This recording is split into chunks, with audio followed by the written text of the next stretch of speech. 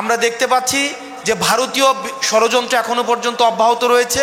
আমরা অত্যন্ত ক্লিয়ারলি বলছি যে ঐক্য ছাড়া আমাদের কোনো উপায় নাই। হুজুরের সাথে 10 মিনিট ছিলাম, উনি আমাকে দুইটা কথা বলেছিলেন যে হামজা, আল্লামা সাইদি রহমতুল্লাহ আলাইহির স্বপ্ন পূরণে আজকে যারা আমরা এসেছি, আলেম ওলামা যদি একটা ঐক্যের প্ল্যাটফর্ম যদি তৈরি করতে পারে, সকল জায়গায় বিজয় অবশ্যই আল্লাহ পাক দিয়ে দিবে। আল্লামা সাইদি ফাউন্ডেশন কর্তৃক আয়োজিত আজকের এই দোয়া এবং ইফতার মাহফিল, আল্লামা সাইদি রহমতুল্লাহ আলাইহি রমজানে আলেমদেরকে নিয়ে একটা অনুষ্ঠান করতেন। পবিত্র রমজান মাসে ইফতারের পূর্বক্ষণে আপনাদের সামনে কথা বলার সুযোগ হয়েছে।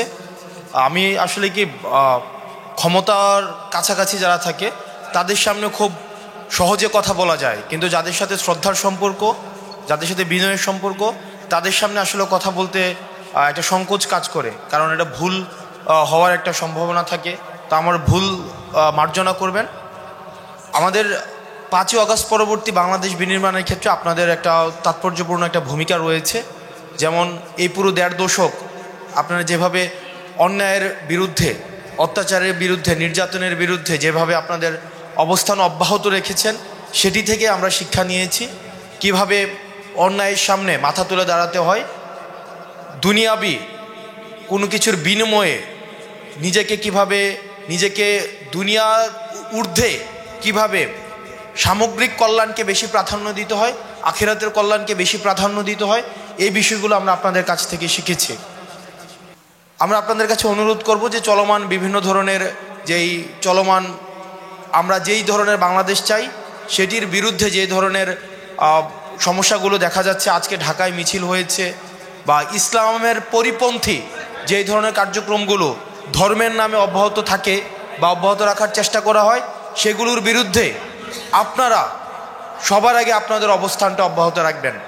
কিছুদিন আগে মাহমুদুর রহমান একটা কথা বলেছেন যে অতি ইসলামিক যেন কেউ না হয়ে যায়। আমরা এমন কোনো কার্যক্রম যেন না করি যেটি বিশ্ব দরবারে বা আন্তর্জাতিক দরবারে ইসলামের যেই মূল এসেন্স সেটির বিরুদ্ধে কোনো ধরনের বার্তা যেন না দেয়। আপনারা জানেন যে দেশি বিদেশি ষড়যন্ত্র অব্যাহত রয়েছে বাংলাদেশকে অস্থিতিশীল করার।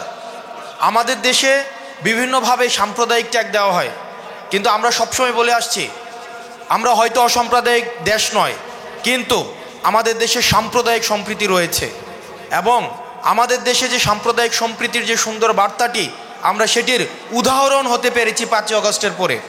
আমরা ডক্টর মোহাম্মদ ইউনূস দেখিয়েছেন প্রমাণ দিয়ে যে 5ই আগস্টের পরে শুধুমাত্র ধর্মীয় পরিচয়ের কারণে বাংলাদেশে একটি হামলাও হয়নি, এবং সেগুলো ছিল প্রপাগান্ডা। আমরা এই প্রপাগান্ডার বিরুদ্ধে আমাদের সরব অবস্থান রাখবে, এবং আমরা যেন কেউ ইসলামের মূল ধারার বাহিরে যেন ইসলামের পরিচয় ব্যবহার করে যেন দেশে, আমরা দেখতে পাচ্ছি যে ভারতীয় ষড়যন্ত্র এখনো পর্যন্ত অব্যাহত রয়েছে, সেটির বিরুদ্ধে যেন আমাদের সংগ্রাম অব্যাহত থাকে। নচেত আমাদের যে সংগ্রামটি, আমাদের প্রাথমিক অর্জনটি, এই অর্জনটিকে কিন্তু বিতর্কিত করার সবসময় চেষ্টা বা সবসময় অপচেষ্টাটি থাকবে। সেটির বিরুদ্ধে যেন সবসময় আলেম ওলামারা আমাদেরকে যেভাবে পথ দেখিয়েছে আমরা সেই পথটাকে অনুকরণ করতে চাই, এবং সেই পথ থেকে আমাদের দেশে নানা মতের মানুষ থাকবে, নানা পথের মানুষ থাকবে, নানা মত এবং পথকে আমরা সম্মান দেখিয়ে আমরা পরবর্তী বাংলাদেশটা আমরা বিনির্মাণ করব, এবং সেখানে যেন এই দেশটাকে যেন কেউ অস্থিতিশীল না করতে পারে, সেটির জন্য আমরা আপনাদের দিক নির্দেশনা, আপনাদের দেখানো পথ এবং দেখানো মতের অনুযায়ী আমরা দেশটাকে গড়তে চাই। আসসালামু আলাইকুম রহমতুল্লাহ। আল্লামা সাইদি ফাউন্ডেশনের উদ্যোগে ইফতার মাহফিলের সম্মানিত উপস্থিতি, আমি 3টা বছর ছিলাম ওনার পাশের জেলে। হুজুরের সাথে 10 মিনিট ছিলাম, উনি আমাকে দুইটা কথা বলেছিলেন যে হামজা, চট্টগ্রাম, খুলনা, এই 2টা জায়গার নাম আমার মনে আছে। বলছিলেন এই 2 জায়গায় যদি যেতে পারো, আমি বের হতে পারবো কিনা জানি না, তুমি যদি যেতে পারো বলবা। আমি কোরআনের কথা বলতে কোনোদিন পিছপা হয়নি, তোমাকেও আদেশ করছি কোনোদিন কোরআনের কথা বলতে পিছপা হবা না। তো আমি যতটুকু বুঝি, কোরআন যেভাবে বুঝি, আমার উস্তাদদের কাছ থেকে, এখানে আমার উস্তাদ বসে আছে, তাদের শেখানো কোরআনের যে শিক্ষাটা পেয়েছি, এইভাবেই আমরা প্রচার করার চেষ্টা চালাই। সূরা আলে ইমরানের এই 103 নম্বর আয়াতের এই যে অংশটা, দুইটা আয়াত আমি কোরআনে পেয়েছি যেখানে মত পার্থক্য করা নিষেধ। তার ভেতরে 1 নম্বরে ওয়াতাসিমু বিহাবলিল্লাহি জামিআ ওয়ালা তাফাররাকু আন আকিমুদ্দিন ওয়ালা তাতাফাররাকু ফি।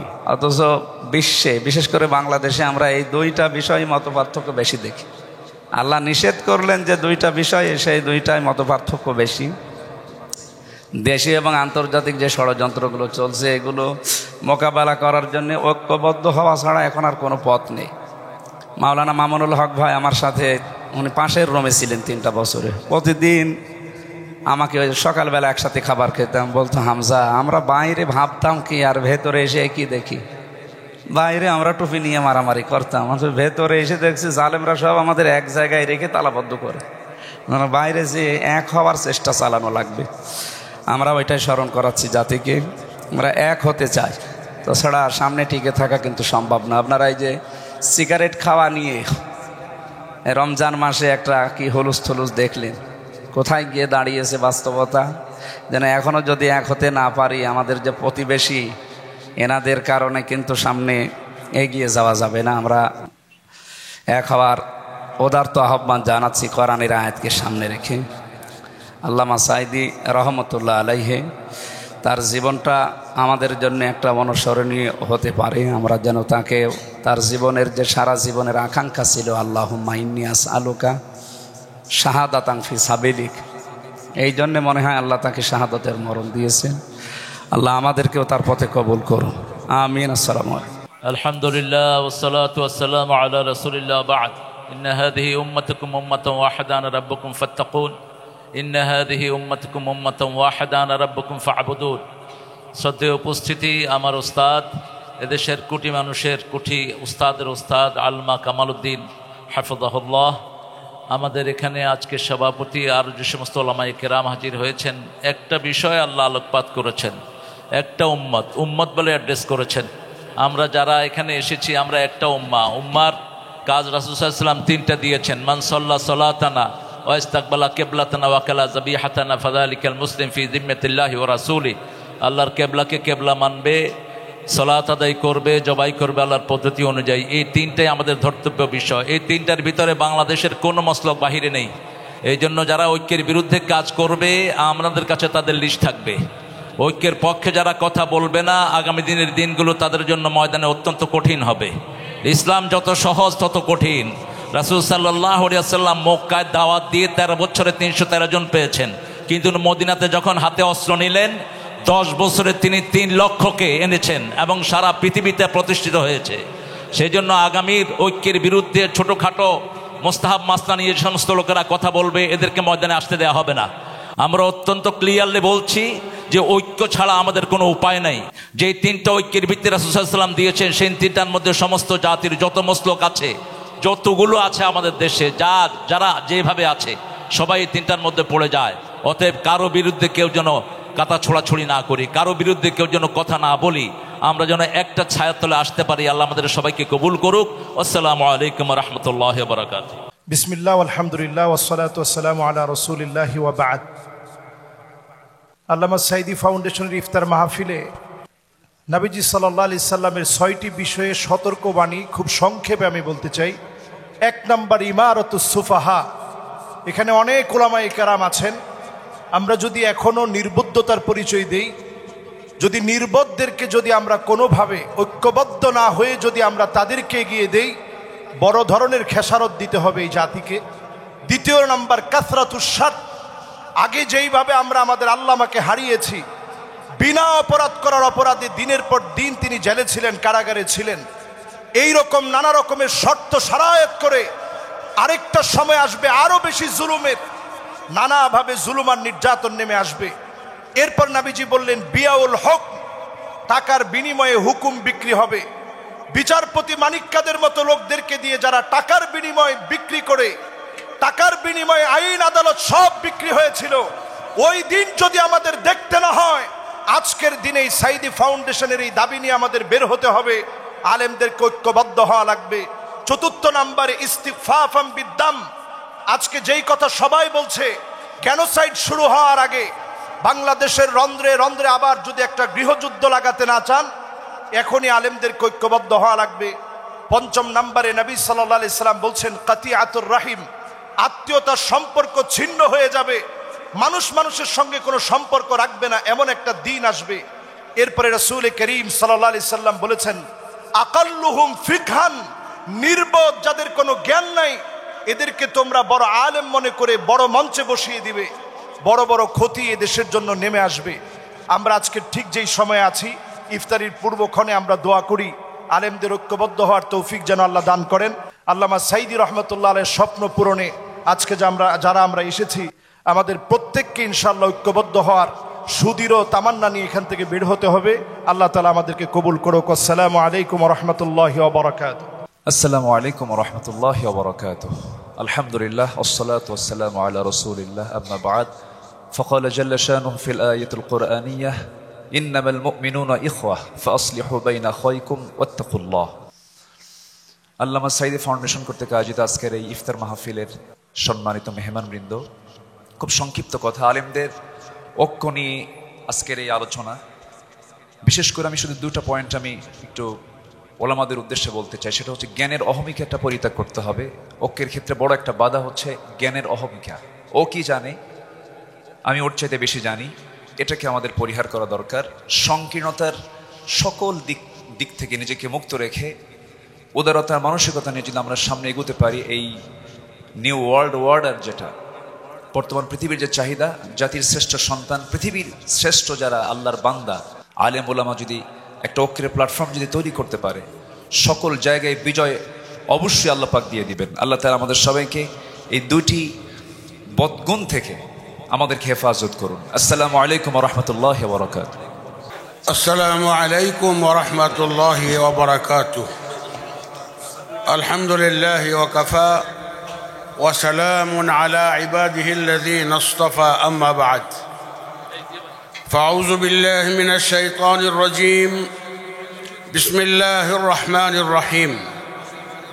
ওয়ালা তাহিনু ওয়ালা তাহজানু ওয়া আনতুমুল আ'লাউনা ইন কুনতুম মুমিনিন। সাদাকাল্লাহুল আযীম।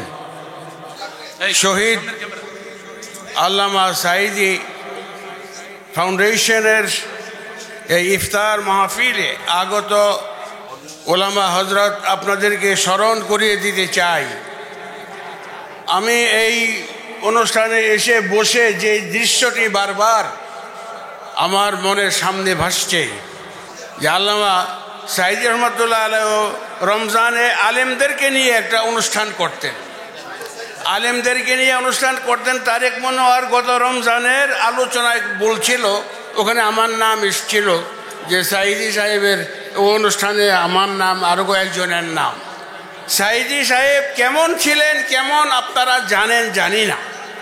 আজ থেকে ২৬-২৭ বছর আগে ইত্তেহাদুল উম্মাহ করে ঐক্য কায়েমের জন্যে, ভ্রাতৃত্ববোধ স্থাপনের জন্য যে ইতিহাস সৃষ্টি করেছিলেন ইত্তেহাদুল উম্মাহ করে, যে ইত্তেহাদুল উম্মাতে হাফিজি হুজুর জড়িত ছিলেন, যে ইত্তেহাদুল উম্মাতে শাইখুল হাদিস মাওলানা আজিজুল হক জড়িত ছিলেন, যে ইত্তেহাদুল উম্মাতে মাওলানা মুফতি ফজলুল হক আমিরি ছিলেন। এখন আমার একমাত্র দাবি হলো এই আল্লামা সাঈদীর এই ফাউন্ডেশনে এসে চলেন আমরা বজ্র শপথ গ্রহণ করি। আজ রমজানকে সামনে নিয়ে কি শপথ? ঐক্য কায়েমের ব্যাপারে যদি কেউ বাধার সৃষ্টি করে, তাহলে আমরা আমাদের রক্ত দিয়ে হলেও তাদেরকে প্রতিহত করে এই জমিনে কায়েমের মাধ্যমে জামাত ইসলামকে এগিয়ে নিতে হবে, কায়েম করতে হবে ইসলামী হুকুমত। আল্লাহ কবুল করুক, জোরে বলেন আমিন। আলহামদুলিল্লাহি রাব্বিল আলামিন। আসসালাতু ওয়াসসালামু আলা সাইয়্যিদিল মুরসালিন ওয়া আলা আলিহি ওয়া সাহবিহি আজমাইন। আল্লামা সাঈদী ফাউন্ডেশন কর্তৃক আয়োজিত আজকের এই দোয়া এবং ইফতার মাহফিল অনুষ্ঠানের সম্মানিত প্রধান অতিথি, আমাদের অত্যন্ত শ্রদ্ধাভাজন ব্যক্তিত্ব, হাজারো আলেমের ওস্তাদ আল্লামা সৈয়দ কামাল উদ্দিন আবদুল্লাহ জাফরি, উপস্থিত সকল পর্যায়ের আলেম ওলামা, পীর সাহেবগণ, বিশেষ করে আমি আমার আল্লামা সাঈদী ফাউন্ডেশনের সম্মানিত সদস্যগণ যারা পিরোজপুর থেকে দূর থেকে এসেছেন, বিশেষ করে সিদ্দিকিয়া জামিয়া মাদানিয়া ট্রাস্ট, আব্বার অত্যন্ত প্রিয় কলিজার জায়গা, দারুল কোরআন সিদ্দিকিয়া কামিল মাদ্রাসা, যেখানে তার শেষ ইচ্ছা ছিল যে সেখানে তিনি শায়িত হবেন।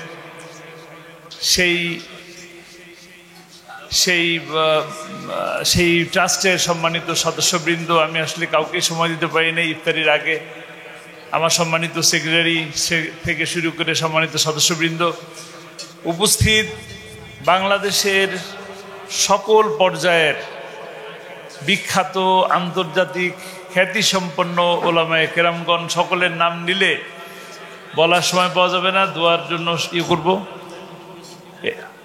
আমাদের সকলের পরিচিত এই মুহূর্তে কিছুক্ষণ আগে আসলেন আমাদের হাসনাত আবদুল্লাহ, শাহ ওয়ালিউল্লাহ ভাই, আমার অত্যন্ত প্রিয় ভাই, কলিজার ভাই, দেরি করে হলেও উনি এসেছেন। আমি আপনাদের সকলকে আমাদের মাননীয় ধর্ম উপদেষ্টার পক্ষ থেকে সালাম জানাচ্ছি।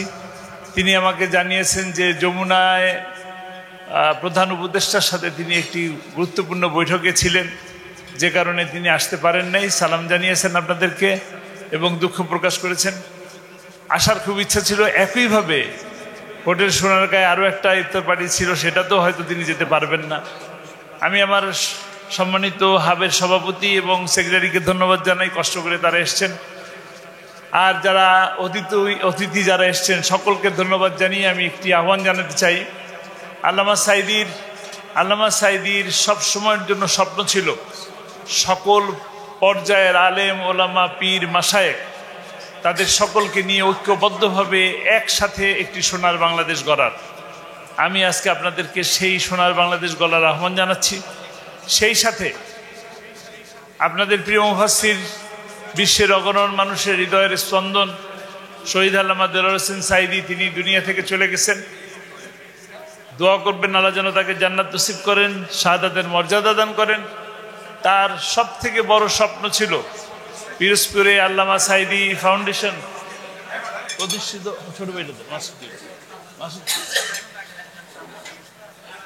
পিরোজপুরে প্রতিষ্ঠিত আল্লামা সাঈদী ফাউন্ডেশনকে তার স্বপ্ন ছিল এখানে একটি মার্কাজ তৈরি করার, আলিয়া, দিনিয়া এবং বিশ্ববিদ্যালয়, সকল কিছু করার মতন পরিবেশ, জায়গা তিনি নির্ধারণ করেছেন।